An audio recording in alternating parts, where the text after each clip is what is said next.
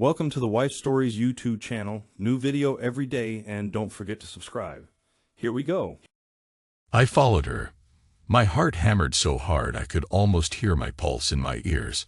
My right hand was cramped around a crumpled piece of paper, some useless memo I'd been scribbling on earlier. Now just a sweaty ball pressing into my palm. I didn't even realize I was holding it until I felt its sharp corners digging into my skin.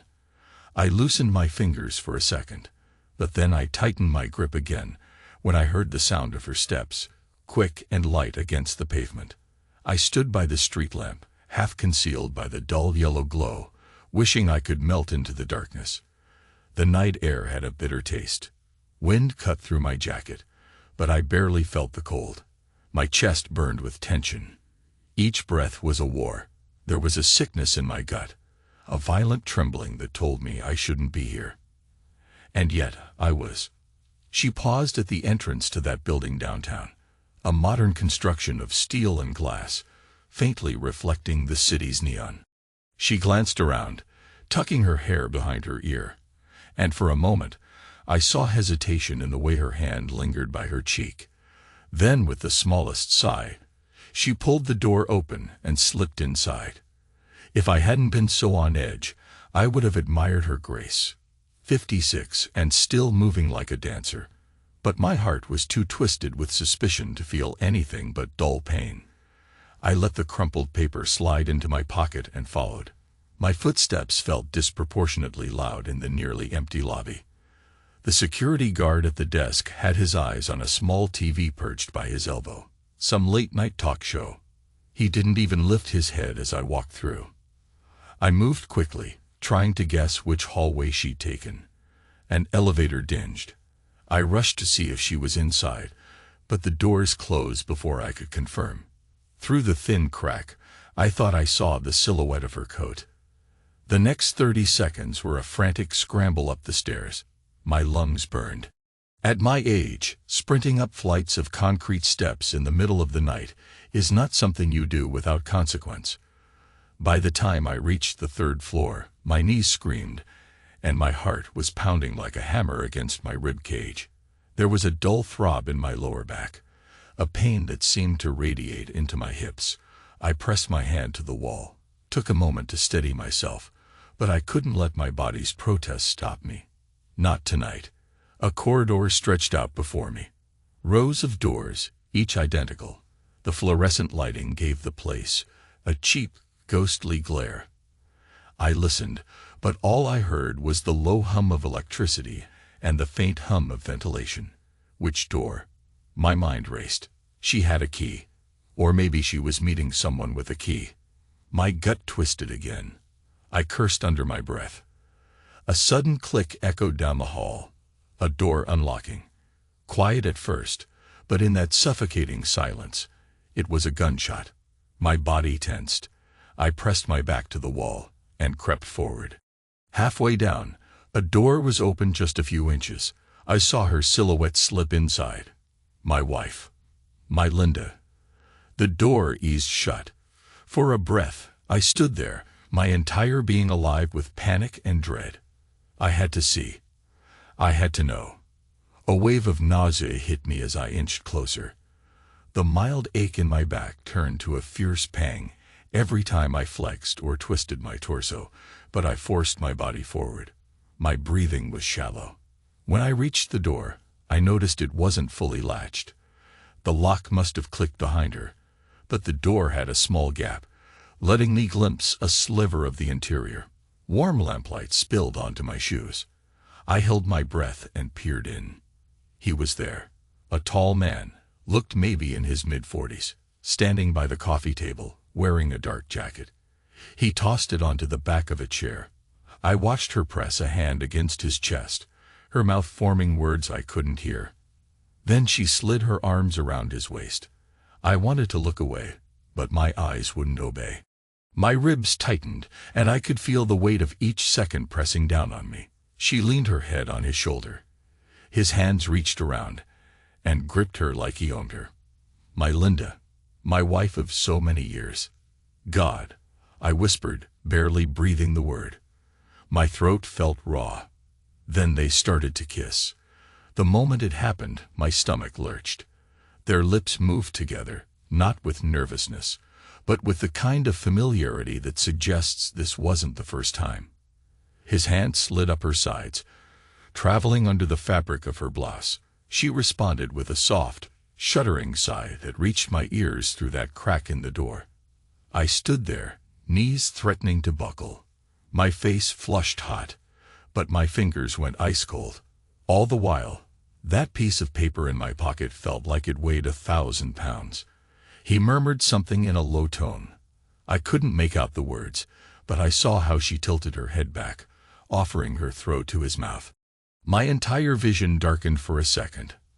I nearly shoved the door open. Rage flickered in my mind like a savage flame. But an older, battered corner of my brain told me to hold back. To watch, to be sure. So I stood there, pinned by the brutal reality of her betrayal. My chest rose and fell in uneven bursts. My body was trembling. They moved deeper into the apartment. She led him by the hand, through the corridor, toward the bedroom. No, that was too obvious, but I saw it anyway. The dark shape of a bed loomed at the end of a short hallway. I heard her quiet laugh, soft, intimate. I recognized that laugh. Once upon a time, it had been mine. I clenched my jaw so hard pain shot through my temples. The old back injury flared again, stabbing me from the inside. I ignored it. Then, as the bedroom door closed, I pressed my ear to the door. A surge of pure revulsion overtook me. I could hear muffled sounds, rustling clothing, low groans, a short gasp. Hot tears burned at the corners of my eyes, but not tears of sadness. Tears of helpless, white-hot fury. I wanted to slam my fist into the door until it shattered. I wanted to tear that man apart. I wanted to demand an explanation from her. How could you do this? But every muscle in my body locked, and in that fierce tension, I could only stand there. I don't know how long I waited. Time was a haze of savage heartbreak. The sounds from inside eventually died to a hush. Then I heard footsteps again. Light scuffling. A door opening. The flush of a toilet. Muffled laughter. A moan. At one point, I found my breath turning shallow as I lurked there, spine aching, anguish pulsing through me. My mind started spinning with half-formed questions. Why am I even here? Why did I decide to follow her tonight? Did she think I wouldn't notice her new perfume, the tension in her shoulders, the late-night phone calls? Finally, the bedroom door opened again. Soft light spilled out, and I retreated a few steps. The tall man emerged with his jacket in hand. Her voice floated after him. "Call me tomorrow." He smirked, leaning in to plant one more kiss on her mouth. Then he left, shutting the door behind him. I darted to the side and watched him walk down the corridor. My fists curled tight. I saw him press the elevator button. He was humming under his breath. That's when I realized I recognized his face from somewhere, maybe from one of the marketing events she helped organize. He had that slick, self-confident look of a salesman. The elevator opened with a ding, and he stepped in. Then he was gone. I turned back to the door. My vision narrowed. There was a savage impulse in me to confront her right now, but a deeper, darker instinct told me, no, not now. Wait.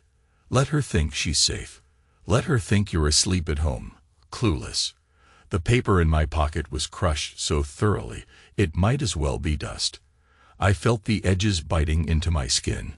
The physical pain reminded me I was still alive, though I felt half dead. I left. In the days that followed, my mind spun with the memory. I tried to gather details. The time, the place, the smell of the hallway, the color of the walls. Anything that could help me make sense of how it all started. But clarity never came. Instead, I found myself awake at night, sweating, eyes locked on the ceiling as the clock ticked past 2 or 3 in the morning. My back pain got worse. I'd lie there, imagining them together. The raw images took me hostage. Her hands on him, her lips, his voice. A week after that dreadful stakeout, I confronted her indirectly. Not with words, but by installing a security camera in our house's front entryway. A new device, ironically one of the smart home gadgets I'd helped design. Linda hardly noticed. She'd been distant, her eyes always drifting to her phone or the front window, as if expecting something. Maybe expecting him. I told her I was testing a new product for work. She shrugged, didn't question it. Part of me wanted her to notice my suppressed rage, to sense how close I was to exploding, but she never looked closely at my face. One night, around 2 a.m, the smart lock beeped. A little electronic chirp, a subtle intrusion into my restless sleep. I jerked awake, heart racing. My back screamed in protest when I swung my legs out of bed. Linda was gone. The bed was cold. I stumbled out of the bedroom, shirt clinging to my clammy skin. Through the faint glow of the living room lamp, I saw the lock status blinking red, meaning it had been opened by a phone app or a passcode. Something that wasn't her official key. I tapped my phone to bring up the camera feed. My breathing turned shallow. The image on my screen showed a man in a black jacket crossing our threshold. His face was partially in shadow, but I'd have known that silhouette anywhere now. Him. Rage burst inside my chest. My hand trembled so violently I almost dropped the phone. Then, a few minutes later, I heard it. Linda's laugh from down the hallway. Soft but unmistakable. My knees felt weak. I wanted to walk over there, demand that he leave my house. My house. But some grim force kept me in place, pinned by a paralyzing wave of heartbreak. So I stood by the living room couch, foam cold against my palm, breathing like a man about to collapse. He left soon after. I didn't see Linda's face again until morning. She came out of the guest room yawning, hair slightly disheveled, her expression guarded. I sat at the kitchen table, coffee cup in hand. She barely made eye contact. My hand tightened around the mug, the dull ceramic pressing into my calloused fingers. 1,000 questions burned, but I said nothing. I watched her from beneath heavy eyelids. She poured coffee, added too much sugar, stirred absent-mindedly. She said something about being tired, about not sleeping well. I just nodded, a part of me disgusted at the farce. I took a small bitter sip and stared at the swirling liquid. A week later, at dinner, she said the words that hammered the final nail into our life as I knew it. I was flipping through some newspaper I'd barely registered, picking at the bland leftovers. She was across the table, barely touching her salad. Then she spoke, her tone tired and strangely hollow. "I guess," she said, drawing out each word. I settled for less. I looked up. The bitterness in her eyes was new, or maybe I'd been too blind to see it before. "What's that supposed to mean?" I asked, voice tight. She just shrugged, stabbed a piece of lettuce with her fork, and responded in a faint mumble, "Everything. This house, this marriage, all of it. I thought you'd be someone else." A bright flash of anger tore through my belly, but I forced it down. My nails dug into my palms. My old back injury flared up again, a sharp spasm that ran from the base of my spine to my left shoulder blade. The pain almost made me wince, but I kept my face blank. Then I set down my fork and quietly stood. "Understood," I said, my voice like gravel. She blinked, surprised by my calm. Maybe she expected a shouting match or tears. Part of me wanted to roar at her, to break a plate against the wall. But something inside me, the part that was about to snap, just hardened. I turned away, ignoring the slicing ache in my lower back. I walked out of the dining room, footsteps echoing in the hush. I could sense her watching me go. Over the next months, I withdrew, stopped being near her except for the occasional logistical question about bills or groceries. I spent long hours at work, even picking up side projects just to avoid the house. She seemed to take advantage of that, disappearing on her own schedule. I saw her less and less.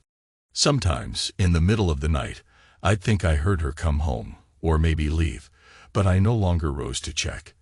The pain in my back became my constant companion, a throbbing echo of my broken trust. I tried painkillers for a while, but they dulled me too much, and I needed my wits to get through each day. A year slipped by like that. A slow, excruciating routine of avoidance, silent resentment, and tiny, lacerating details I collected each time I found a trace of him. A whiff of foreign cologne in the foyer, an unfamiliar brand of whiskey in the cabinet. I never confronted her. Instead, I slowly, methodically prepared. I changed passwords, updated accounts, quietly moved some funds. I watched her, logged her patterns. It was a cold, deliberate process, but also a secret purge. Every new betrayal I uncovered fueled a deeper, controlled rage that grew like a tumor in my chest. One day, exactly a year after I first saw her with him in that downtown apartment, I told her to leave for a few hours. I made up something about needing the house for a work-related demonstration. She shrugged without much interest and left.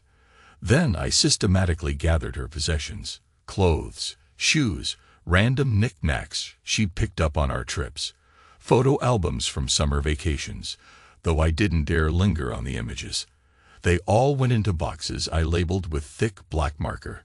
Summer lies, fake anniversaries, his cologne. Each scrawled inscription on the cardboard was like a dagger twisting in my gut. My spine throbbed with the effort, but I kept going, sweat sliding down my temples. When everything was packed and taped, I dragged the boxes into the backyard. I set up my camera on a tripod, aimed it at the pile. I poured whiskey into a glass, took a swig, let it burn its way down. Then I doused the boxes with lighter fluid. My hands shook, but I kept them steady enough to flick the lighter. The flame erupted, orange and hungry, devouring cardboard and memories alike. Smoke billowed up, carrying the acrid stench of old photos, fabric, cheap perfume. I pressed the button to record.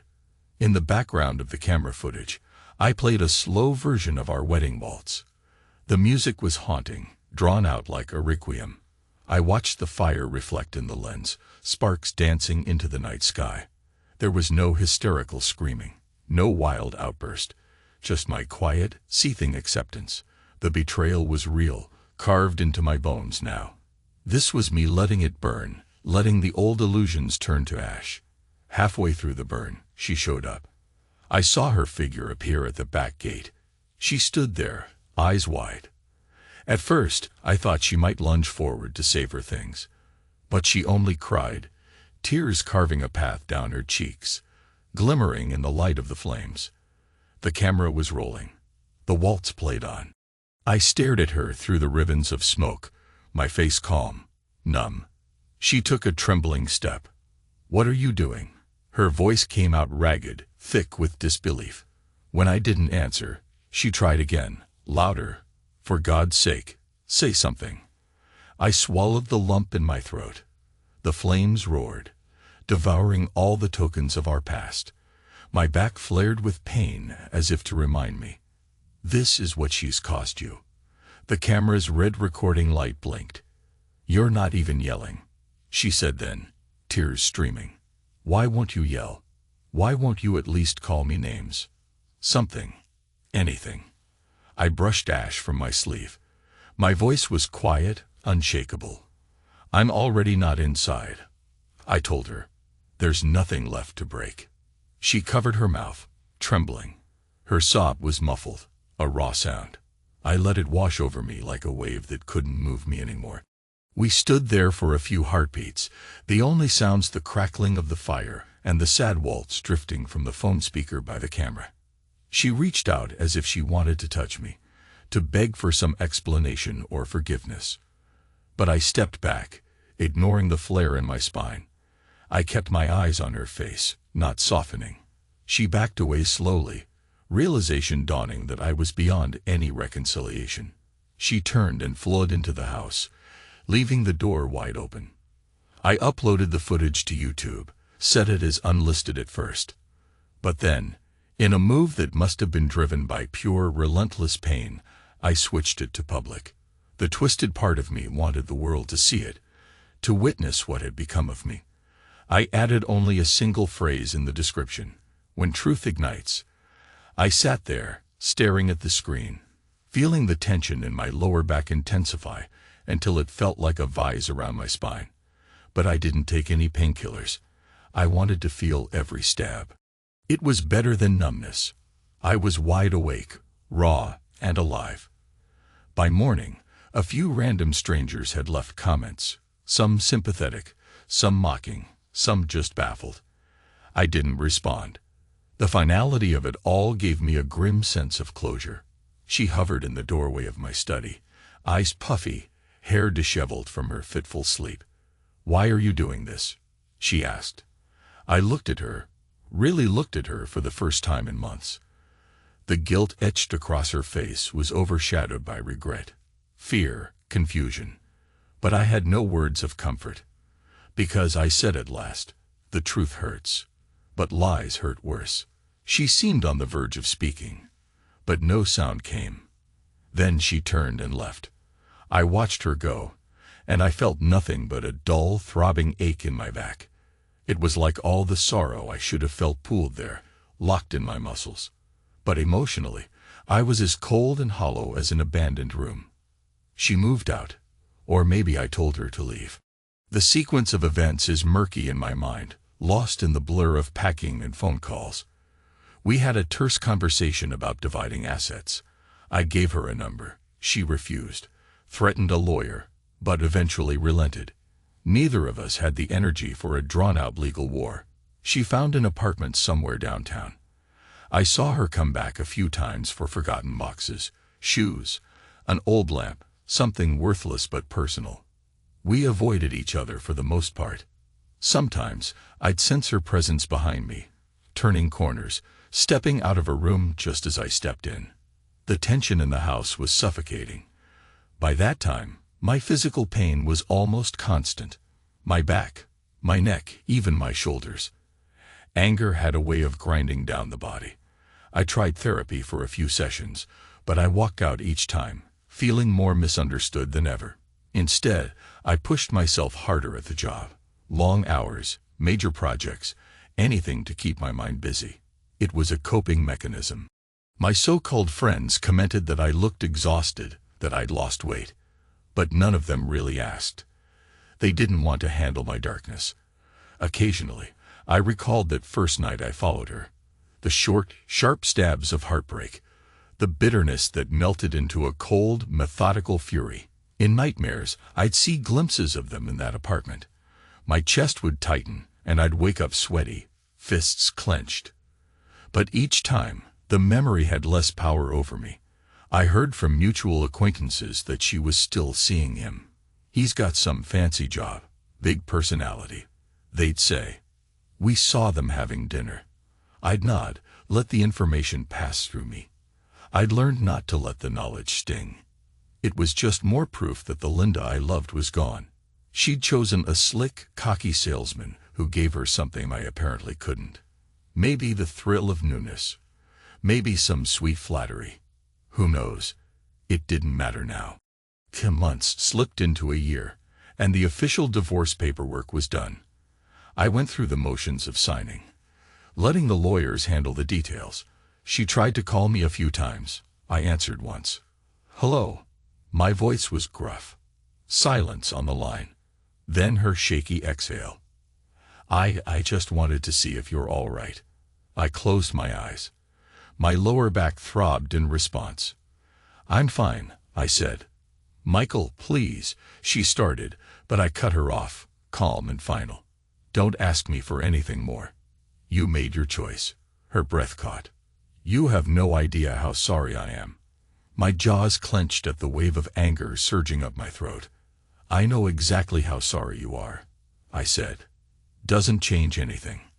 Then I hung up. And that was that. The phone rang again, but I let it go to voicemail. It was around that time I finally decided to leave the old house. It had too many ghosts. I put it on the market. Didn't care if it sold fast, or for less than it was worth. I just wanted out. One evening, as I was boxing the last of my files, the doorbell rang. I limped over, my back stiff from hours of bending and lifting, and looked through the peephole. No one I recognized. A tall man, dark jacket. For a split second, I thought it was him, the lover, and adrenaline surged in my chest. I opened the door. It wasn't him. Some random guy, probably a real estate agent. He introduced himself, said he was from a local firm, wanted to see if I was interested in hearing about a better listing method. I just waved him off. I wasn't in the mood for a sales pitch. He took a breath, about to press further, then seemed to sense I was close to shutting the door. He forced a polite smile, left me his card, walked away. I stared at that business card for a moment before throwing it in the trash. My hands were shaking again, from the memory of another salesman. Silly, really, but everything triggered me back to that night, to that man. I shut the door and set my forehead against the wood, letting the tension drain from my shoulders. Breathe in, breathe out. Despite it all, I was surviving. Anger still coiled beneath my ribs, but I could control it now. It was like a cold blade hidden under my coat, available if I needed it, but invisible day to day. The sale of the house was final. I packed my life into a moving truck. I found a small place on the outskirts of the city, near the water. Quiet, far from the noise of downtown. A single-story home that wouldn't aggravate my back every time I climbed stairs. The windows overlooked the sound, and on gray afternoons, I could watch the waves rolling under a perpetually clouded sky. I set up my bed, my desk, my few possessions, stared at the empty walls, felt a faint flutter of relief. I was free to breathe my own air. But freedom is a strange beast. Sometimes it tastes like loneliness. I'd stand in my new living room at midnight, a glass of whiskey in my hand, listening to the distant hum of the ferry crossing the water. The old ache in my lower spine would remind me of everything that transpired. The nights of suspicion, the final confrontation, the flames in the backyard. And I'd remember her tears, how she said, "You're not even yelling," and how I told her, "I'm already not inside." That was the moment I'd severed all ties. The moment the last flicker of love died in me. One morning, not long after moving in, I woke up to find a small envelope slipped under my door. The return address was hers. I recognized her handwriting. Big loops in her letters, slightly angled. My heart did a small nervous jump. For a moment, I debated tossing it straight into the trash. But curiosity got the better of me, so I opened it. Inside was a short letter and a photograph. The letter read, "I found this picture when I was going through my things. It's from our first trip together, remember? You insisted we drive up the coast. You said something like, 'We only have so much time on this earth. Might as well see the ocean while we can.' I just wanted you to have it. No agenda. I'm sorry." Linda, my stomach tightened as I pulled out the photo. The two of us on a deserted beach. The sun setting behind us. I looked younger, my hair had barely any gray, and my grin was wide and genuine. Linda was leaning into me, eyes shining with laughter. I could almost smell the salt air from that day. I stared at the photo for a long time.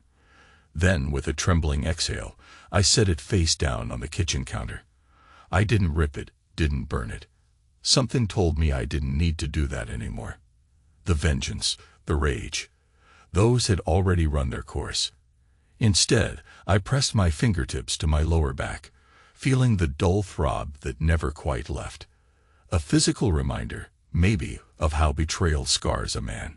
But I also felt a grim sense of strength in that pain, a new hardness in me that said I could face the world and not be broken by it again. Some weeks later, I found out from a mutual acquaintance that she and the salesman had parted ways. I can't say I was surprised. My informant reported that Linda looked miserable, like she was living in a dark room with no light switch, anxious about what else I might reveal or do. She'd seen the YouTube video, apparently. The clip had gone semi-viral among people in our social circle. Everyone had an opinion. Some called me cruel. Others called me heroic. But none of them knew the raw torment behind it. They just saw a man torching a relationship on camera, waltz playing in slow motion. It was sensational in a sick way. I shrugged off the gossip. Let them talk. I had my life to live, and for the first time in decades, it was on my terms alone. Some nights, I'd still feel that shadow creep in, the sting of memories. But I'd remind myself, I survived. Maybe I was even stronger for it.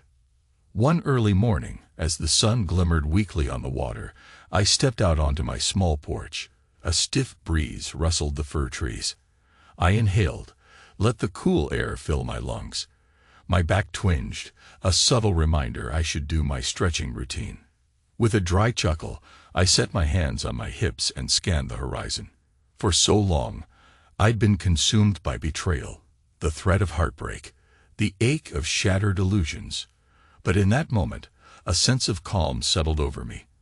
I was alone, yes, but not abandoned. I was free from her lies, free from the suffocating tension of a broken marriage. For the first time, I felt the sharp edges of my pain begin to dull, replaced by a quiet acceptance. I went inside, brewed a cup of coffee, sat at my small dining table, laptop open, half-mindedly checking my emails. A few queries about potential freelance consulting gigs, an invitation to an old friend's retirement party. Normal stuff. Then I typed in YouTube on a whim, navigating to that old video. The thumbnail showed me in the yard, flames licking at those boxes. One corner had the text, "Summer Lies," just visible. My face was cold, distant. The slow waltz was immortalized in that 3-minute clip. I hovered over the play button, but didn't press it. I closed the tab. Sometimes it's enough just to know it's there, that piece of me frozen in time, a testament to the worst moments of my life. I sipped my coffee, feeling the bitterness on my tongue. Eventually, I left that quiet house by the water for a walk. I took the path along the shoreline, leaning on the railing when the pain in my back flared. A couple strolled by, arms around each other.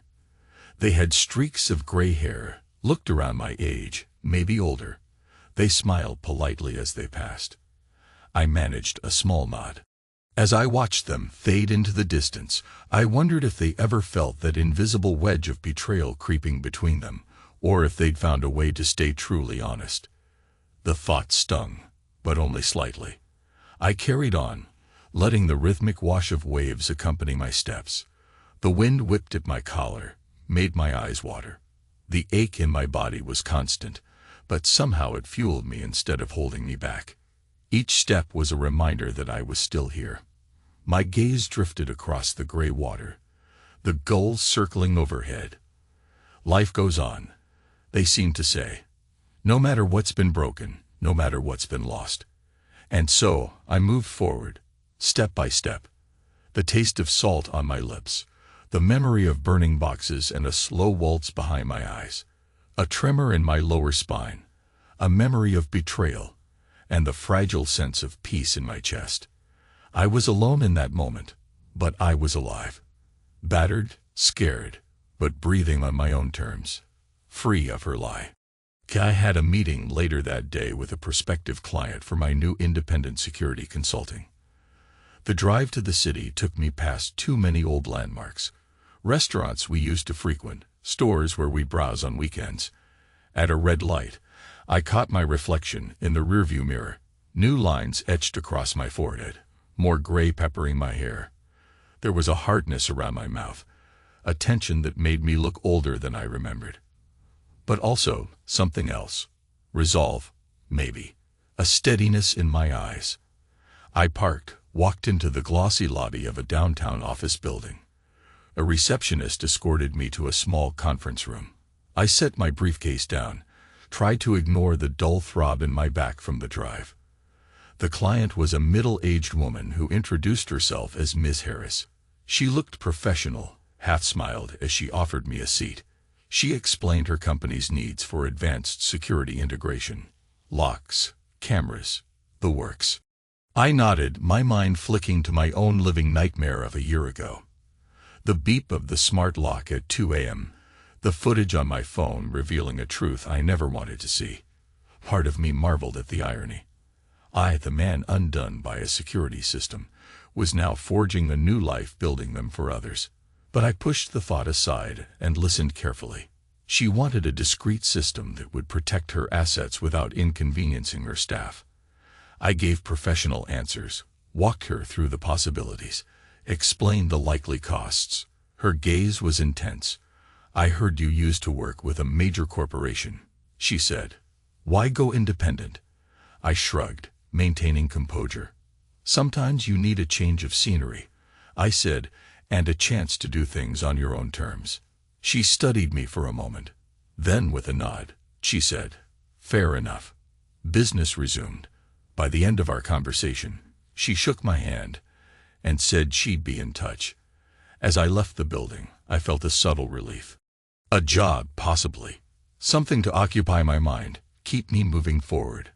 I pressed my hand to my lower back, inhaled, exhaled, step by step. Later that evening, I sat in my small living room, sifting through old documents to finalize the divorce aftermath. My phone buzzed with a text from an unknown number. "Hey, it's me. I wanted to apologize again. For everything."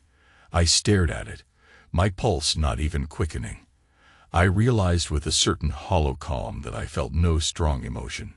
So she'd found a new number to reach me. Maybe she had more to say, or maybe she was just haunted by guilt. It didn't matter. I tapped my phone off, set it aside on the coffee table. My eyes flickered over to the window, where the last orange rays of sunset lingered on the horizon. That was all the color left in the sky. I pushed up from the couch, ignoring the twinge in my muscles. I walked outside. The air smelled like pine and salt. I let the crispness fill my lungs. With each breath, I reminded myself, she can't hurt me anymore. Her words have no power. My pain is now just a scar. Scars fade, but they remind you of battles survived. Weeks passed, turning into months. I found a rhythm. Work, occasional walks by the water, reading at home, sometimes a quiet drink in the evenings. I felt older than my 58 years. My posture was heavier, my bones ached more than before. But a certain calm took root in me. No illusions left to shatter. I'd paid the price for trust, and I'd survived. One night, I was finishing a late dinner, some grilled chicken and vegetables, thrown together haphazardly, when the doorbell rang. I wasn't expecting anyone. My spine tingled with an old reflex of dread, but I stood up, went to the door, opened it. She stood there, Linda, looking more fragile than I'd ever seen her. The overhead porch light revealed the lines on her face, the red edges of her eyes. She wore a plain coat, no fancy accessories. Her hands trembled a bit, grasping a small purse. For a second, I said nothing, uncertain if I should slam the door or let her speak. Finally, she managed a weak smile. "Hi," she said, voice barely above a whisper. I know I shouldn't be here, but I needed to." I sighed. My body braced itself for the spike of pain in my back, which arrived right on time. "This is pointless," I said, already feeling the weariness creeping into my words. "What do you want?" She shifted her weight, looked down at her shoes. "To apologize, face to face, to ask if there's any way we could." "Stop," I interrupted, my voice cold. My old anger tried to surface, but I kept it in check. I glanced out at the dark street behind her, the quiet neighborhood. "We're not going back. Ever." She nodded slowly. A tear slid down her cheek. "I understand. I don't expect forgiveness. I'm so sorry." I watched her cry. Once, I might have felt a pang of compassion, or even the urge to comfort her. But now, I just felt a profound emptiness. She was a stranger to me. The Linda I'd married was gone long before she took that man's hand in that downtown apartment. This new Linda was someone else entirely. Someone whose regrets came far too late. "Okay," I said, letting the word hang in the air. "You've said it. You're sorry." I paused. "Now go." She blinked, tears clinging to her eyelashes. I could see the heartbreak in her posture, how her shoulders slumped. Maybe she'd thought if she showed up with tears and sincerity, I'd soften. But that man inside me, the one who'd known heartbreak, who'd smelled her lover's cologne in his own bedroom, who'd stooped to filming the burning of her things, he had no compassion left. She nodded again, lips trembling. For a second, I thought she might try to speak, but she saw something in my eyes that made her stop. She turned and walked down the short path, out into the street. I stood there on the porch, letting the winter chill prickle my skin. My lower back felt like it was on fire, but I stayed put until she got in her car and drove away, headlights disappearing into the night. I exhaled through my teeth. The tension in my body began to subside. Then I went back inside and closed the door. That was the last I ever saw of her in person. Sometimes I'd hear from acquaintances that she was struggling, that she looked haunted, but I'd just shrug internally. We each chose our path. She was living in her own darkness, uncertain how much I knew or who else I might tell. Maybe she thought I posted even more humiliating footage or had more to show. In truth, I had nothing left to reveal. My vengeance was complete, sealed with that burning pyre of memories. I was free. That single thought kept me going through the quieter stretches of life. The final signature on the divorce. The day I sold the last piece of furniture from the old house. The random nights I'd awake drenched in sweat, the memory of them entwined in that downtown apartment slamming into my skull. Even then, I'd remind myself, I got out. I walked away with my soul intact, scared, but mine. Maybe there was a part of me that died in the process. The naive, trusting man who believed in forever, but in his place stood someone sharper, calmer, less apt to trust, but more capable of surviving. The cost was high, but sometimes that's how it goes. I breathe, now, in the hush of my small home by the water. Mornings are quiet, and when the sun breaks through the heavy Seattle clouds, it casts silver pathways across the water. I sip my coffee, noticing how my hand no longer shakes the way it used to. The bitterness in my mouth feels comforting, a sign of life and routine. My phone sits on the table, no longer full of missed calls or frantic texts. My camera gear is tucked away, except for occasional use on a consulting job. The last major video it recorded was me torching my marriage, a dramatic final act that ended an entire era of my life. I think of that old waltz sometimes, the one we danced to at our wedding. The melody is lodged in my mind, slowed down to an eerie memory. I doubt I'll ever dance to it again, but it doesn't pierce my heart the way it once did. Now it's just a tune I used to know. People ask me, how are you doing these days? And I say, I'm okay, because I am. Some nights I drink whiskey, let my back pain scold me, remember the illusions I had of Linda, the illusions of growing old together. But that's all they are now. Memories. No more illusions. No more lies. I'll say this. Once a man has walked through the fire, the old burns become part of him. You learn to live with the scars. You learn that pain can teach you who you really are. And you learn that sometimes you have to destroy the past to save yourself. That's my story. And if anyone out there, some lonely stranger behind a computer screen, or an old friend hearing gossip, wants to know why I'm not angry anymore, why I'm not inside that inferno of betrayal, I can only say this. I've already burned it all. And I'm still standing.